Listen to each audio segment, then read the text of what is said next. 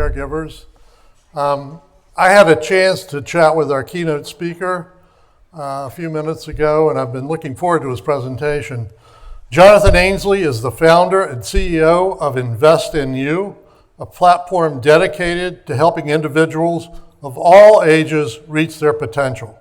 That means shifting from a mindset of fear and low expectations to a mindset of purposeful living. So please join me in welcoming Mr. Jonathan Ainsley. Thank you for that kind introduction. Good morning, everyone. I'd like to start. None of you need me to tell you that many are living far longer than they expected. A little exercise I like to start off with is, would you please raise your hand if you have a family member who has reached the age of 80, whether they're still alive or not? So just take a look around the room and see how many hands there are. What about 90? Keep looking. And what about 100?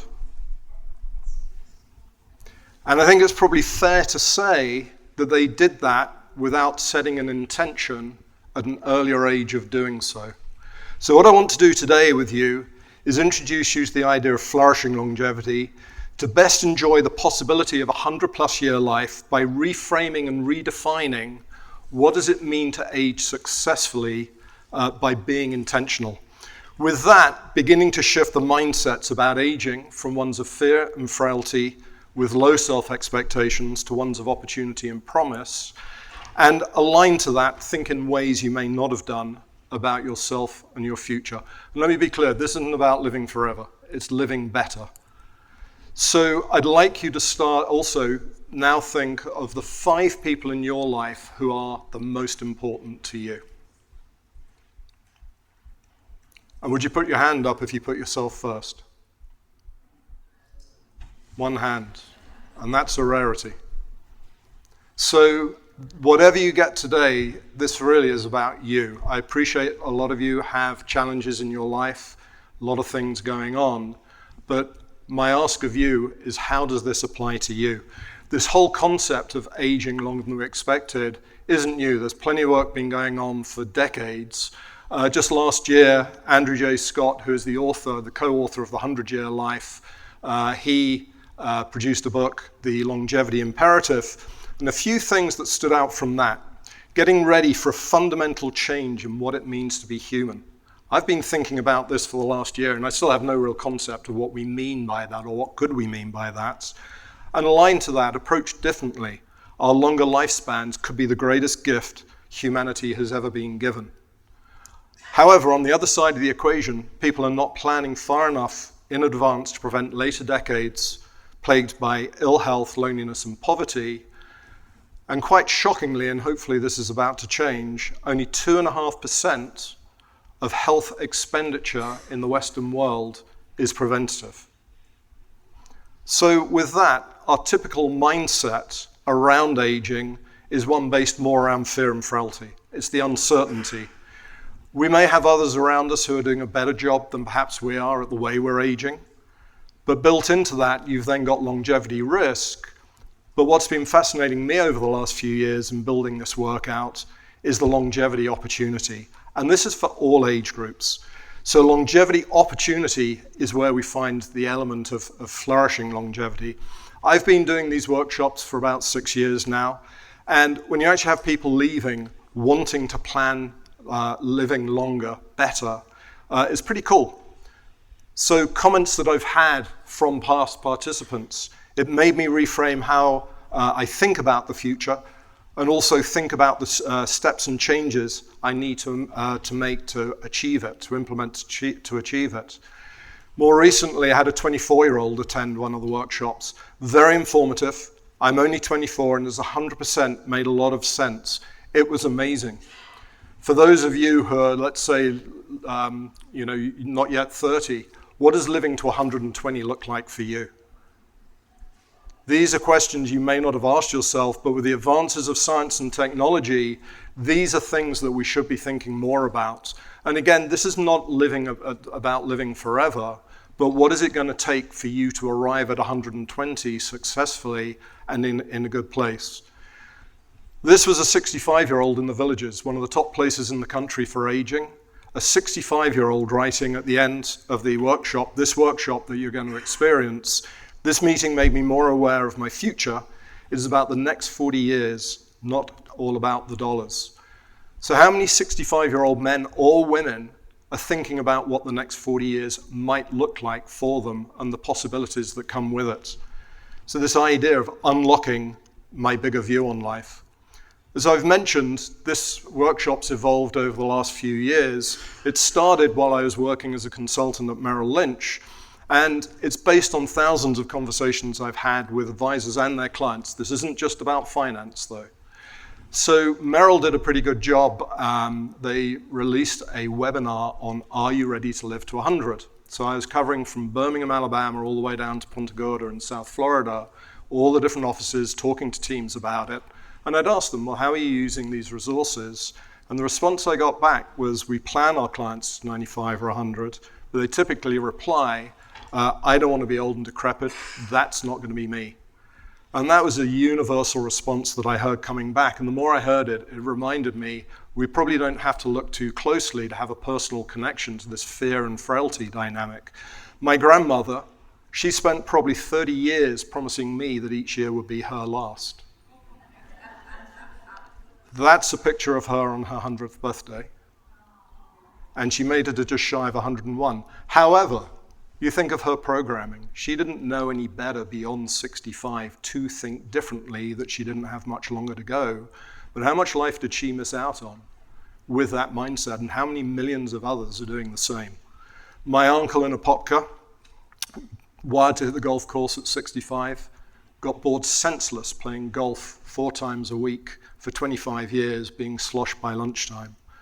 My father, who passed just 3 days shy of his 90th, he reported life beyond 70 being more about time filling than really having a sense of purpose. And then my daughter, again, this impacts all age groups. When she turned 25, she was lamenting that she was halfway to 50. So the more I heard this, I thought, this is obviously a big deal. It's not being addressed. I get there's the gerontology focus, but this whole idea of mindset and how we're approaching aging, and I thought, well, let's look for a solution. So the initial idea was to look for some feedback by inviting clients to participate in an advisory panel. And one of the teams said, well, would you come and do it?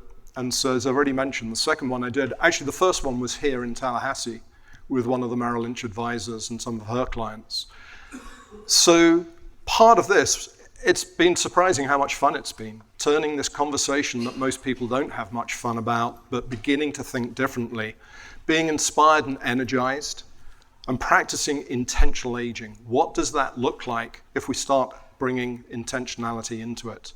So this idea that many are living far longer than they expected, this idea that we have a revolution in aging, if you start to consider, well, how are you individually participating in and benefiting from the revolution in aging? And I appreciate a lot of you have things coming at you, but still buying into this concept or having a better perspective on this idea.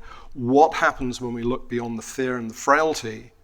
How are we going to use this gift of longer lifespans no one else has ever had? So with that, the headwinds, the outdated 20th century view of aging based on fear and frailty, being reactive. Rather than fear it, how do we embrace it? So with that, mindset shifts. And some of these numbers are quite stunning, really. So 64 million retirees in the United States, averaging 47 hours TV per week. That's nearly 7 hours a day. And I don't know about you, but I can spend 7 hours scrolling through Netflix trying to figure out what I don't want to watch. Yeah? So it's mindless versus mindful, this time-filling existence. The loss of identity. Many have been wired. Indeed, my kids are around 30. They still talk of retirement, whatever that means. But this idea of 65, you think that's nearly 100 years old, that model. They bought it in the depths of the Depression. So when people hit retirement, they spend all this time working towards it, and then that wonderful day arrives, and suddenly they're unprepared. The loss of identity. And MIT's Age Lab, they have found in their research, and I heard it in one of the sessions already this morning, this epidemic of boredom, loneliness, isolation, and depression. And some of the data, again, is quite startling. Apparently, loneliness equates to smoking 15 cigarettes a day. Who knew? So with that, the problem isn't about age, it's about our attitude. It's how we're approaching it. You've got those who are living far longer than expected, looking back and saying, well, if I'd have known I was going to live this long, I wouldn't have aimed so low. So what does aiming higher actually look like? And then some of the stats, I mean, again, there are stats all over the place, but as an idea, the 65-year-old couple, a 50% chance that one of them is going to make it to 95. And if you think what occurs over the next 30 years, how is science and technology going to change that could well extend that? And our mindset. Again, what happens if we bring intentional aging into the fray? So again, to emphasize, this isn't about living forever, but it's changing the mindset of 65 plus with uncertainty to being open to the possibility of living to 100 or so. So Mickey Mantle's comment, if I knew I was going to live this long, I would have taken better care of myself. And look at that stat that I've thrown in there, the difference between health span and lifespan. I think we're 68th in the world in the United States. That equates to 12.4 years of chronic illness. Do you know what your number is going to be? And what are you doing and what steps are you taking to reduce that number? Because I don't think anyone would vote for that if they knew that's where they were headed. So I talk now about a room of longevity. If you picture a doorway and the room beyond it is dark, it's foreboding, you can't really tell what's in it, you can't really make out how big it is. But off to the left, there's a light switch, and when you flick it on, this room illuminates, and it's far bigger than you ever imagined. You want to explore it, you want to discover it. That, to me, is the opportunity that we're looking at here with this idea of flourishing longevity. One of the other exercises I've done over the last few years is ask financial advisors, what level of joy do your clients, including high net worth individuals, what level of joy do you think they experience on a daily basis if 10 is high? The answer was 4 out of 10. That's the average. So what joy will we find when we become more intentional?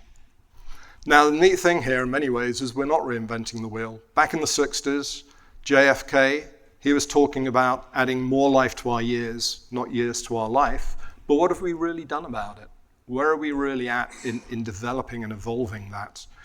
Also in the 60s, Paul McCartney with the Beatles singing about fear and frailty.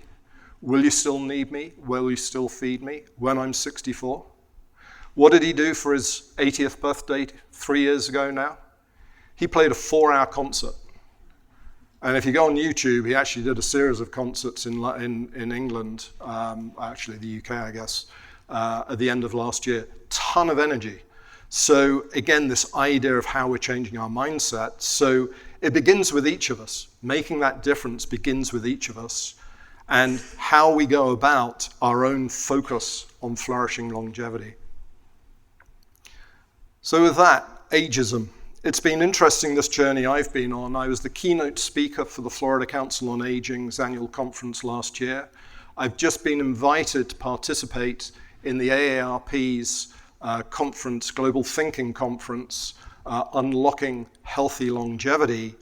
And one of the things that's bubbling up is this, by fighting ageism, we're all aware of ageism as a social dynamic, but I would suggest that combating ageism starts with each of us individually.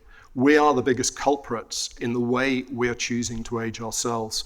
Yet conversely, we are infinite beings handicapped by our limiting beliefs. So with that, the idea in my travels, people have an inkling something is missing. And I think with COVID, it changed the world in so many ways. People are more aware of what I think, what I consume, and who I'm hanging around with. So how do we combat ageism? I've already mentioned top 5. What does your world look like if you put you at the top of the list? If you think when you fly, the safety drill, one of the things they say is put your own oxygen mask on before you try and help anyone else. So what are you doing to look after yourselves, even if you're in caregiving for yourselves? What are you doing to make sure that you're doing the best you can for you? Other things developing out there. Ellen Langer was the first female in the psychology department at Harvard nearly 50 years ago. In the late 70s, she did a project called Counterclockwise. Have any of you heard of this? I see a couple of nods at the back. So they put a bunch of old guys in a resort for a week. They decked the resort out as though they were still in their 50s. And when their caregivers, typically their daughters, departed, they got them doing things they weren't used to doing, like carrying their own bags up the stairs. And within a week, they were moving better, they were hearing better, they were seeing better. So this whole shift in mindset, because their environment around them had changed, and the people they were communing with. And 2 years ago, I think now, she released a book, The Mindful, I'm going to mess my words up, my apologies. Think Your Way to Chronic Health.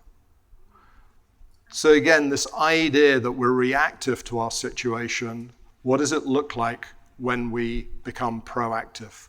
The Mindful Body is her book, Ellen Langer. And then the other thing here, again, this idea of giving up. You know, we retire. Again, this question of why do we still use a concept that was introduced nearly 100 years ago, especially when retire itself means to give up. What happens if we develop some level of purpose or calling, and what difference can that make in our world? So the impact of how we're thinking, whatever makes it in your mind will make it into your body. There is a film, has anyone seen the film The Magic Pill? So I can't remember, it's on Paramount or one of them, but it starts with a lady who's spending $1,000 a month on insulin, and another lady is using her backup inhaler 3 times a day because of her anxiety. By the end of filming, the first is spending nothing on insulin. The other hasn't used any inhaler for 3 months. Why? Because they changed their diet. So this whole thing, and I think we're seeing a shift here towards a focus around the impact of added sugar and processed foods. Will we look back on that the way we now look at how they handled tobacco in the 50s? You can go on YouTube and there are doctors sitting behind their desks smoking, advocating smoking from the 50s. So again, how we're changing our approach to aging. The association, the stereotypes. Again, we're back to this idea at the individual level of how we approach our own situation. It's been very cool doing these workshops. As I've mentioned, we've had 20-year-olds participate. I think 93 is the oldest I'm aware of so far. And she actually has a health coach. She has a longevity coach. So when she has some sort of an ailment or feeling a bit, that person's helping them transition forward, and it makes a difference. About 4 years ago, USA Today had an article on furious at your parents for aging, you're not alone. And I'm hearing a few murmurs here because you may have seen it, and basically it was about how many more people are unexpectedly involved in caregiving in today's world, especially for family members, and I'm sure many of you are involved in that situation. And it was a siren call. The idea that it's only going to get worse. This tidal wave of aging that we have going on.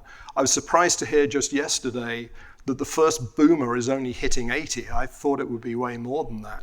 So we've yet to really have this flow of aging go through, and yet as we know, the resources already are scarce and limited. So when I read that article, I thought to myself, well, what is my responsibility, A, to my family, and B, to my society on how I'm choosing to age? What am I doing to do a better job to look to be less of a burden? So in this work, it's been fascinating. Again, there are so many different places to go where you can sort of look at gerontology and longevity, and there are some consistent themes. And the ones I've landed on, how many of you looked at the Blue Zones? Did you see it on Netflix, the Blue Zones? Dan Buettner. So he does a TED talk on, I think it's how to live to 100 plus.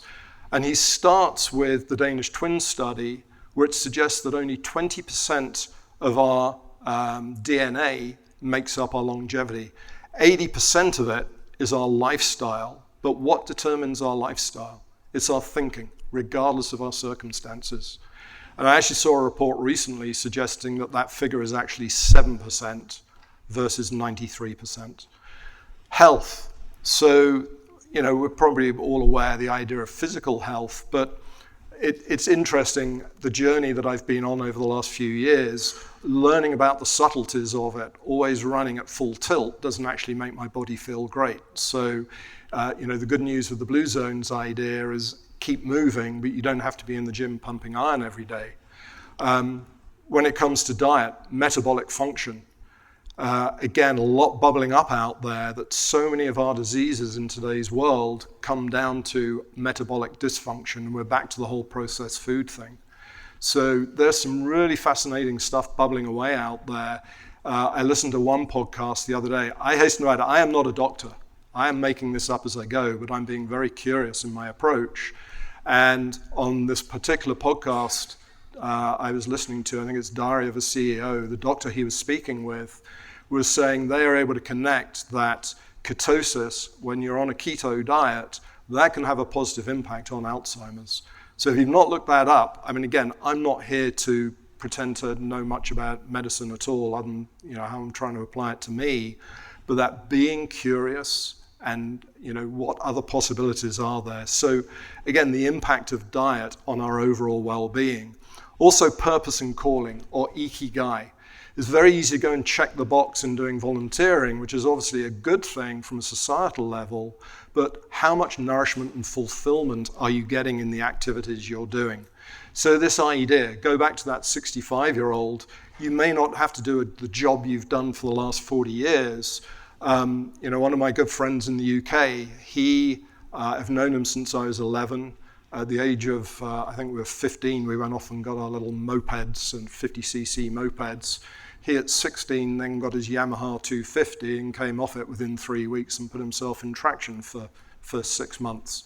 However, after 40 years of working in the City of London, he took retirement last year and he's now training people to ride motorbikes. So this idea of what is it that lights you up? What is it you could do going forward, especially when it makes a difference?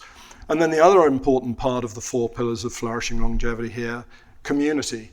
I had no idea how important community is to each of us. You can be aware of the idea of loneliness and the epidemic of loneliness, but having that right support network around us and being more intentional beyond family. And again, no matter what your situation today, what is possible for you and what can you change? Now, anchored to those 4 pillars is the Great Age Reboot. Dr. Michael Roizen from the Cleveland Clinic produced this book a few years ago, The Great Age Reboot. And he suggested that the number 1 driving of aging and chronic illness is stress. He also suggested that 8 out of the top 14 drivers of stress are financial. And again, how limiting is it to be thinking, well, 65, 65, 65. I'm open to the idea now, indeed, not just open, I want to work into my 80s or whatever that means.